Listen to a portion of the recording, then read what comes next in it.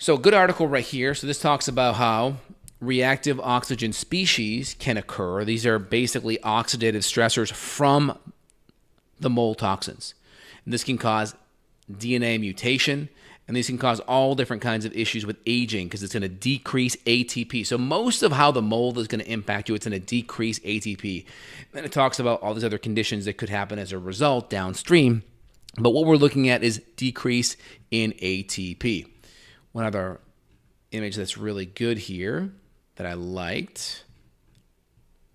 This talks about aflatoxin impacting hepatic function, impacting electron transport chain 1 through 4. So the electron transport chain is vitally important for generating ATP. About 32, 33 ATP units come from the electron transport chain complexes 1 through 4. So the citrulline, it's going to impact transmembrane potential. So we need healthy membrane. We need membranes to work, and they have to essentially depolarize and repolarize so action potential and nerves can work. Again, this is going to impact calcium influx because you need calcium to bring that cell up to more positive levels so your nerves can contract. So you can just see increase in oxidative stress from deoxy, nivalenol. You're going to see more mitochondrial function. You're going to see increased reactive species, depletion of mitochondrial membrane potential, increased release of cytochrome C. So a lot of different things here. One article I wanted to pull up here. Okay, cool. This is really cool here. So you can see here out of the gates, this kind of image looks at a lot of the major mechanisms. You're going to see an increase in autophagy. You're going to see mitochondrial damage. You're going to see necrosis. You're going to see apoptosis happening, programmed cell death. This is going to be decreasing mitochondrial quality, decreasing beta oxidation, so burning fat less efficiently, increase in reactive oxygen species, less ATP. So it's negatively impacting the cell, apoptosis, more programmed cell death of the mitochondria, increase in necrosis. That means the cell is dying. So really important to look at that. And again, this does more than just impact the mitochondria, right?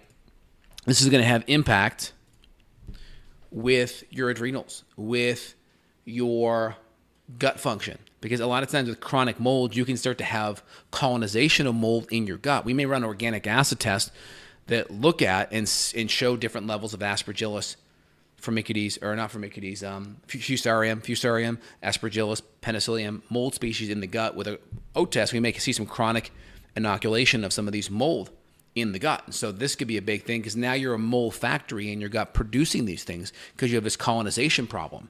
Well, that's a problem because now you start to have negative bacterial imbalances. Now you're producing a lot more histamine because your gut bacteria is off.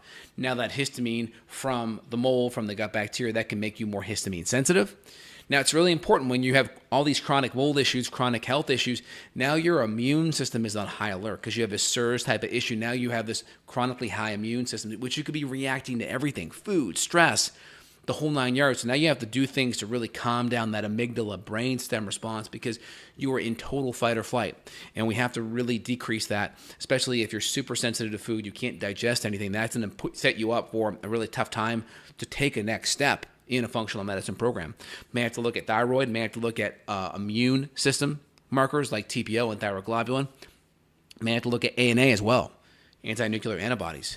Again, the adrenals need to be looked at as well as female hormones, and then definitely the gut. These are all going to be important vectors to look at. But when we look at how the mitochondria gets damaged, we see necrosis, we see apoptosis, we see impacting of calcium and the cell being able to depolarize and repolarize, which is how the cell sends action potential and communicates and works. It's going to inhibit of mitochondrial enzymes.